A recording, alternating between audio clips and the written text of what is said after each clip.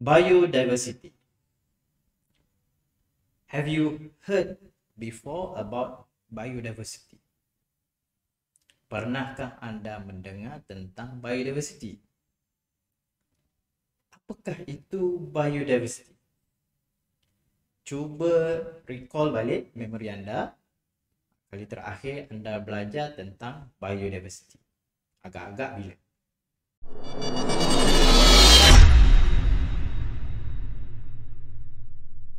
Assalamualaikum warahmatullahi wabarakatuh dan salam sejahtera. Terima kasih kerana masih lagi sudi menonton video saya. Walaupun kebelakangan ini hampir lebih kurang 3 hingga 4 bulan cikgu tak menghasilkan video yang baru. So kali ini cikgu dah kembali untuk menghasilkan video PDPR, video untuk subjek biologi. So hari ini cikgu akan mulakan dengan tajuk biodiversity. Okey, kita kembali kepada persoalan cikgu di awal-awal tadi. Bilakah kali terakhir anda belajar tentang biodiversity? Okey, so kali terakhir anda belajar tentang biodiversity adalah dalam subjek sains bab 1 tingkatan 2. Okey, so kali ini cikgu akan fokus kepada KSS Biologi Form 5 untuk kelas DLP. Tetapi macam biasa, kelas cikgu adalah dua bahasa, itu bahasa Inggeris dan juga bahasa Melayu, di mana slide-slide cikgu ni adalah menggunakan bahasa Inggeris dan cikgu akan explain supaya kamu lebih faham dalam bahasa Melayu. Okay, so we continue our lesson with the subtopic 8.2, which is biodiversity. Okay, for this subtopic we have 3 learning standard to be learned. Okay, so video ini cikgu akan pecahkan kepada 3 video yang pendek supaya kamu tak stres lah nak tengok video lama-lama. Okay, so I will divide it into 3 video based on the learning standard. Okay, so we have 3 learning standard. The first one is synthesize the concept of biodiversity based on diversity of, the first one is ecosystem, number 2 is species, number 3 is genetic. Okey, hasil pembelajaran ataupun standard pembelajaran kita yang pertama adalah untuk mensintesis konsep biodiversity berdasarkan kepada diversity ekosistem yang pertamanya, yang kedua diversity species, dan yang ketiga adalah diversity genetic. Okay, so learning standard number 2 is to describe the meaning of phylogenetic tree. Describe the meaning of phylogenetic tree. Menghuraikan maksud pokok filogeni. Itu kita punya learning standard number 2.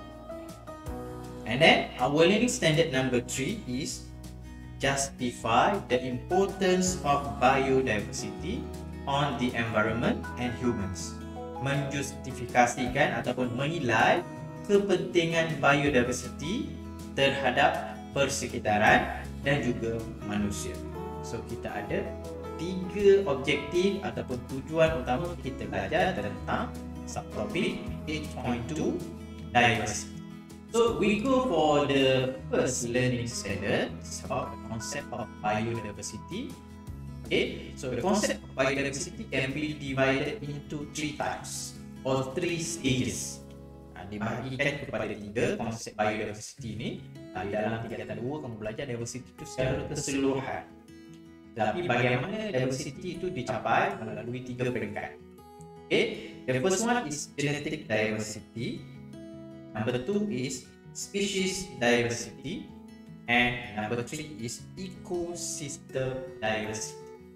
So apakah yang dimaksudkan dengan genetic diversity ataupun diversity genetik, species diversity ataupun diversity species, ecosystem diversity ataupun diversity ecosystem. Okey, sebelum kita pergi jauh ke peringkat-peringkat dalam diversity, kita mesti tahu apakah yang dimaksudkan dengan diversity, biodiversity. Okey, biodiversity came from two words, biological diversity. It means the variation in living organism. Okay, ia merujuk kepada kepelbagaian biologi ataupun variasi yang berlaku dalam kehidupan yang ada di sekeliling kita. So kita pergi kepada genetic diversity. What is genetic diversity?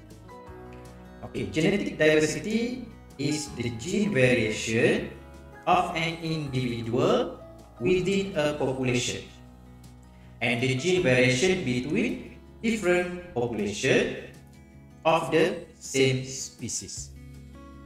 Okay, gene variation of individual within the population and also the gene variation between different population but in the same species.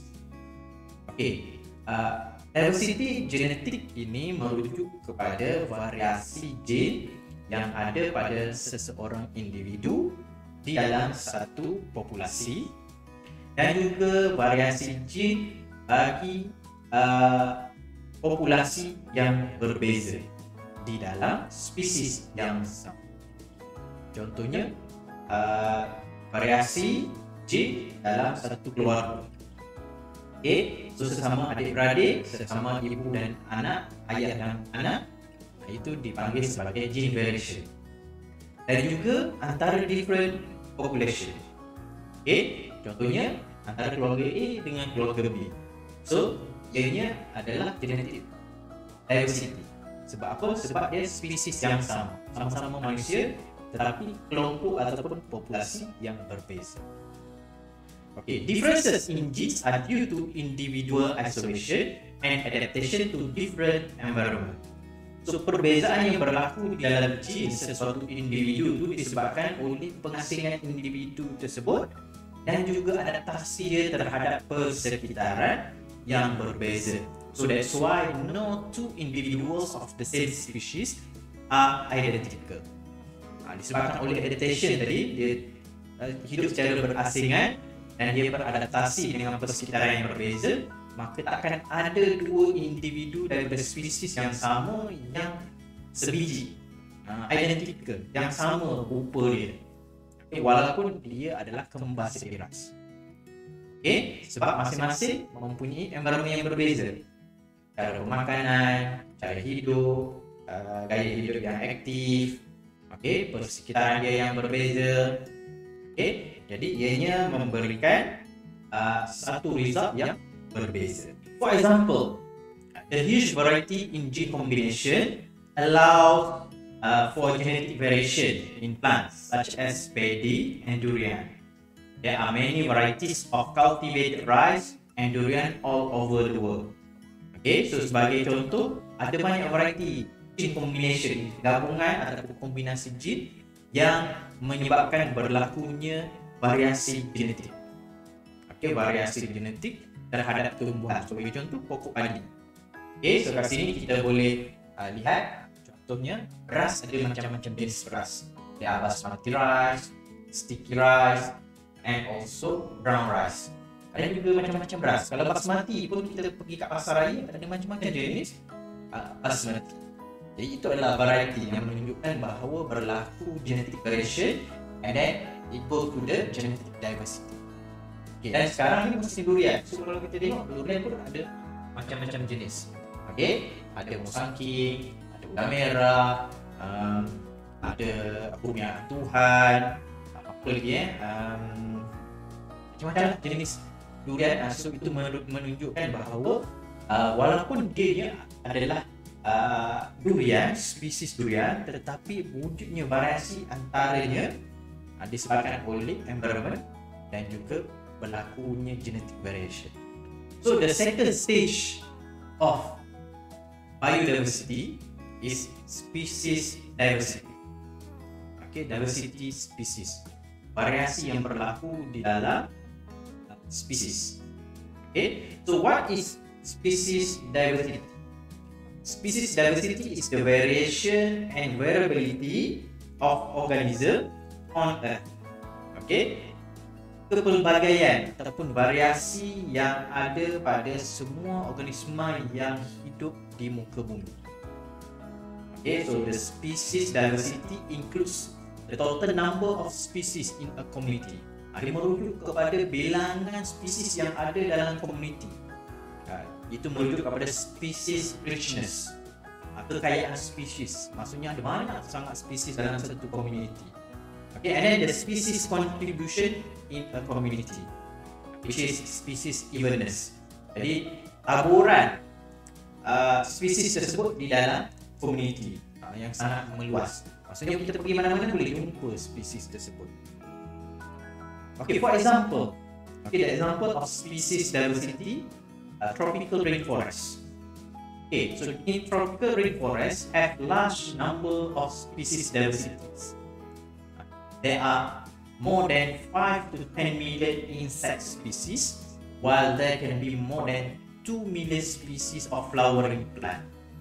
Jadi dalam hutan hujan tropika dianggarkan terdapat lebih kurang 5 hingga 10 juta spesies serangga, dan juga lebih daripada 2 juta spesies tumbuhan berbunga. Andaian ataupun anggaran dibuat berdasarkan kepada research yang dilakukan oleh para saintis. Ini dekat hutan hujan tropika. Maksudnya semua hutan hujan tropika ada sebanyak itu. Kalau kat Malaysia ni hutan hujan tropika yang famous, Royal Bloom, Bandar Rompin, Taman Negara, Pahang. So itu antara kawasan-kawasan yang kaya dengan spesies diversity. Okay, number 3 is ecosystem diversity. Okay, ecosystem diversity refers to biotic community and ecological processes in ecosystem on the land, in the sea and other aquatic environment. Okay, diversity ecosystem ni merujuk kepada community biotik dan juga ecological process, merujuk kepada faktor-faktor ataupun komponen-komponen hidup dan juga bukan hidup yang ada di dalam ekosistem, sama ada di laut ataupun di darat ataupun di mana-mana aquatic environment, persekitaran aquatic. Okay, contohnya, example, there are ecosystem rich with biodiversity that can be found in the ocean, in the desert and even in the swamp. Jadi kita boleh jumpa kalau pergi dekat laut, contoh dia ada ekosistem, ada macam-macam ekosistem dalam laut. Okay, dan di desert, di gurun pun terdapat pelbagai ekosistem. Sebab setiap kawasan dekat laut ataupun dekat darat ataupun dekat desert ataupun gurun, dan juga mungkin juga dekat paya, mempunyai faktor-faktor persekitaran yang berbeza yang membawa kepada jumlah spesies yang hidup dekat kawasan itu pun berbeza. Okay, so secara conclusion, so the conclusion about ecosystem, dia ada 3 jenis, ada 3 stage. Yang pertamanya adalah genetic diversity, yang keduanya adalah species diversity, and number 3 is ecosystem diversity. So sehingga kita berjumpa lagi, kita berharap boleh faham apakah yang dimaksudkan dengan ketiga-tiga jenis diversity yang cikgu ceritakan tadi. So untuk seterusnya kita akan tengok video selepas ini. Okay, sehingga kita berjumpa lagi, jangan lupa untuk like, share dan juga subscribe channel cikgu. Okay, Assalamualaikum warahmatullahi wabarakatuh.